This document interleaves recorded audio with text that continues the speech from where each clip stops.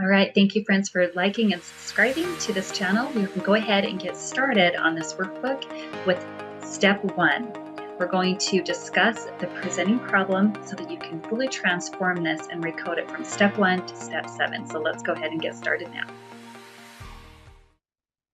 So list your chief presenting problem or complaint. You can state the primary problem that you would like to work on by naming the desired goal or outcome that you hope to achieve.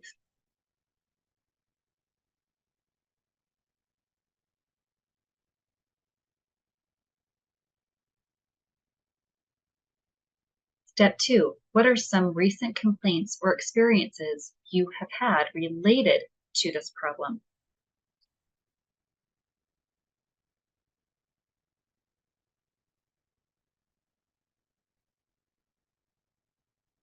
Examine your thoughts towards this chief complaint or the presenting issue that is challenging or limiting you. Rate the level of discomfort or anxiety, such as the level of distress that you feel when thinking about this unresolved emotion, from 1 to 10, 10 being the highest and 1 being the lowest.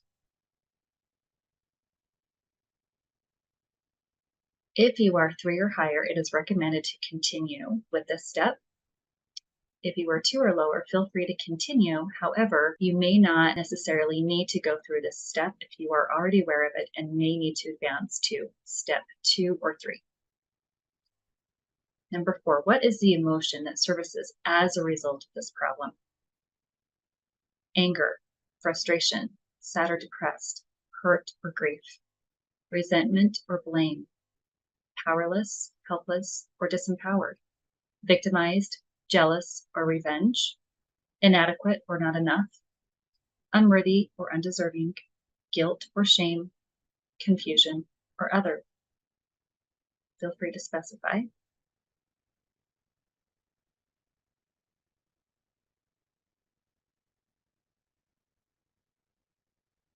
Now list the current limiting belief or negative programming that you want to overcome. What is the belief that's associated to the presenting problem? It could even be a fear.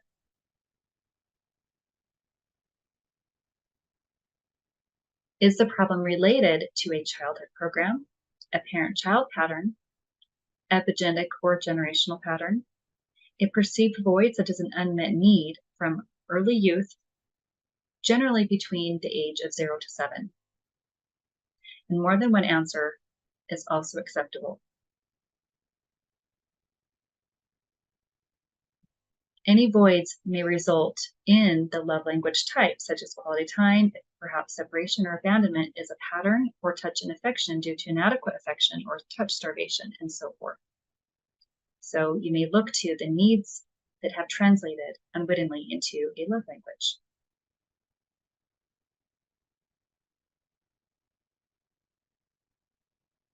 And remember, this is just for you for your own self-analysis and to gain more insight to decoding the presenting problem and identify any blind spots. Next, what conditions and expectations do you have about achieving your goal? Is there anything that has prevented you from fully obtaining your desired outcome? For example, I can't because XYZ. So fill in the blank why you believe you cannot have what you want. This will help identify the limiting belief or attachments that result in self-sabotage.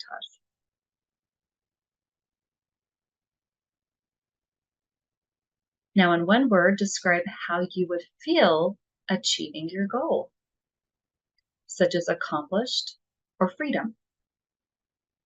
This is the word to describe the solution of the unmet need of what you value and desire. And we know that it's by embodying this feeling internally that we can begin to attain it on an external level, as within, so without, correct? So continue to internalize this feeling to align to the same vibrational match or mental equivalent.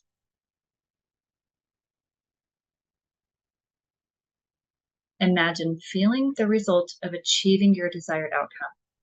Is the feeling peaceful, happy, or grateful? Identify what the result of this feeling is. What are you learning from this challenge? Reflect on whether this is a pattern in your life, because lessons are obviously repeated, we know, until they are learned. So if we learn what we would have done differently, or and tools we perhaps have amassed in this process, we can therefore recode the pattern. So list at least one thing you have gained, including characteristics from this challenge. Even if it's just what you've learned and what you would do differently. Are there any key players related to this challenge or presenting problem? For instance, is it related to an individual? List any or all that apply. A mother, father, spouse, sibling, child, friend, boss, or an authority figure, or other. Please specify. And has this person or problem motivated your personal growth or driven you to achieve your goals, such as a catalyst, even if it was out of spite or to prove your worth and abilities to yourself?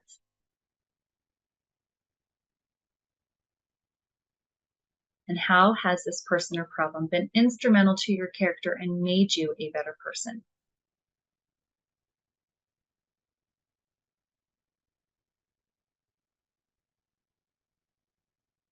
The subconscious mind doesn't discriminate or know the difference between what is real and what is imagined. So it can align you to your desire more quickly and effectively by matching the same frequency vibration to achieve the ideal outcome. It's basic quantum physics and the key to manifesting principles. So gratitude, as we know, is a transformation process. We will be delving deeper to guide you through each of these steps throughout the PANACEA model and workbook. So finish this sentence. What I value or appreciate from this learning experience or opportunity is, for example, to teach me new growth and solutions.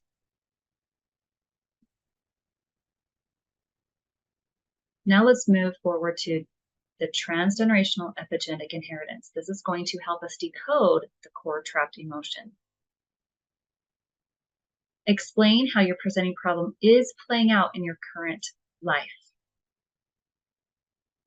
For instance, if it's related to money or to an ideal weight, how has that had an impact on your life?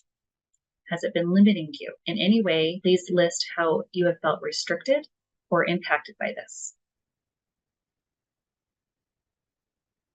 And do you recognize the same pattern in either of your parents, grandparents, or other relatives?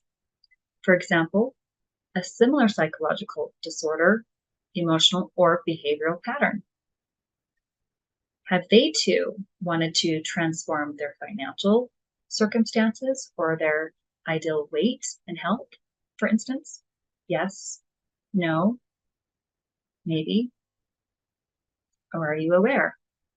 Because our core beliefs are rooted in our biology as well as early childhood experiences related to our parents.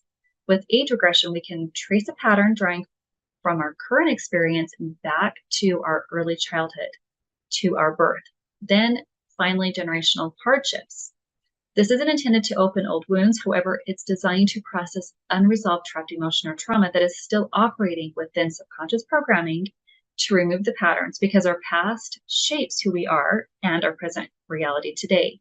If you were raised by more than one caretaker or not raised by your biological parents, you can complete this exercise by including any unmet needs from both your biological parents as well as your caretakers.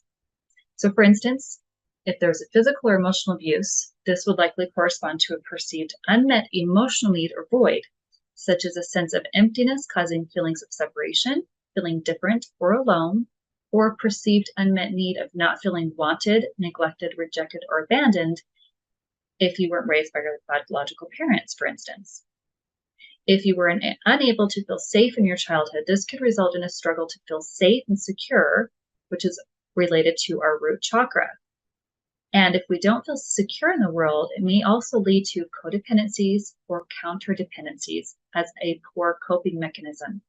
So do you have a tendency to lean on relationships or job for security?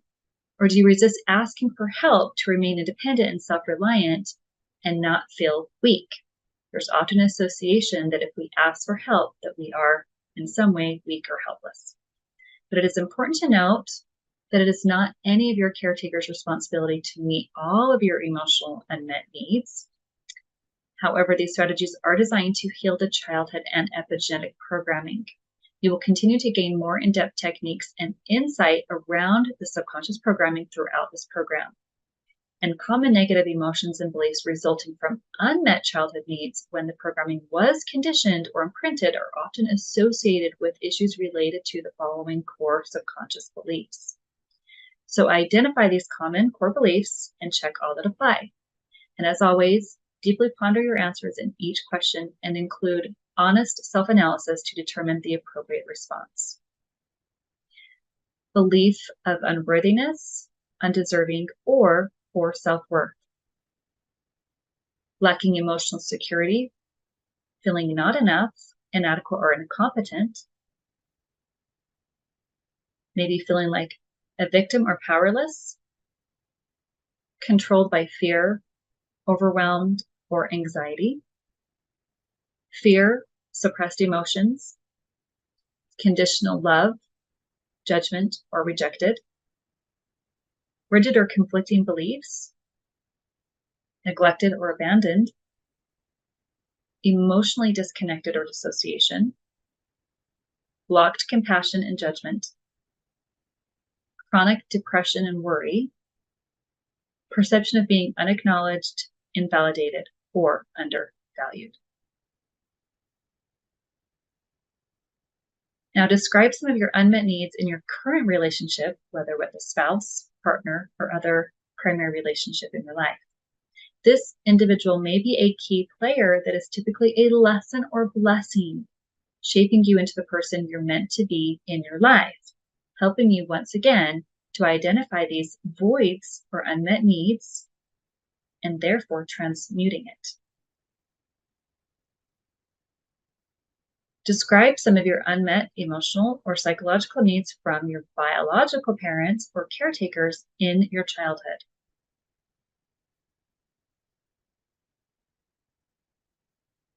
Where did you desire more support or love in your life that you did not feel you were adequately receiving and desire it now in your current reality? List any similarities regarding these unmet needs from your biological parents or caretakers and in your current primary relationship. See how it's perhaps translated. For example, not feeling accepted or supported. This is often where we're learning self-love and acceptance in our life, and it's always in levels and layers. So deeply examine your answers, and do you recognize a pattern or a theme? Is there a common denominator between unmet needs from early childhood into adulthood that is being revealed within relationships or events in your life from this default programming? Yes, no, maybe, or other. Please specify. And how is this unmet need or belief evident in your life today? Please provide an example.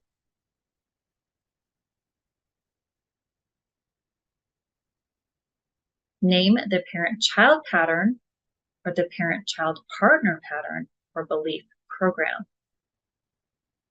This could be perhaps areas where you didn't feel loved or supported that now desire from a partner. And the belief could be, I did not feel supported or loved in such and such area.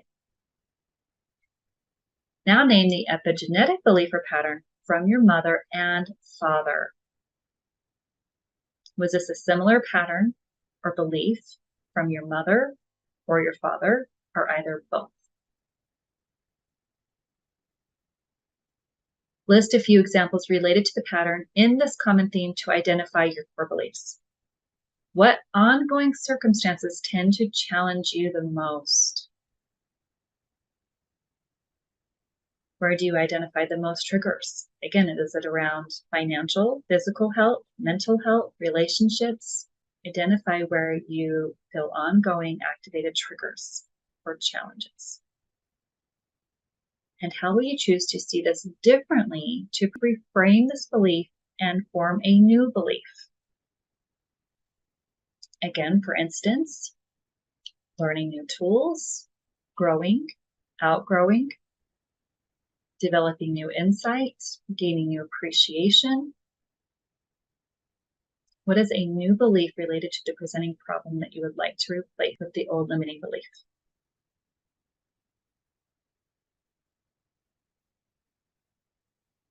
In the next step, we will discuss the drama triangle or conflict triangle with workbook exercises and identify any other key players that we can transmute and help us heal our relationships and transform being a classic rescuer enabler, feeling like a helpless victim, or feeling like perhaps a controlling persecutor. If you need a workbook for personal or professional use, whether to render private or group sessions, you can use this quick and easy downloadable workbook. It includes holistic psychology and key psychotherapy questions for those who want to align to new outcomes and successfully recode their core beliefs and epigenetic patterns at the DNA level by addressing subconscious programming, childhood trauma, limiting beliefs, and improve their mindset by identifying new coping strategies and solutions in their life or that of their client, or even if they want to simply recalibrate. Download the sample workbook or subscribe for monthly products and more holistic programs. Thank you so much for joining me. I hope you gained value from this.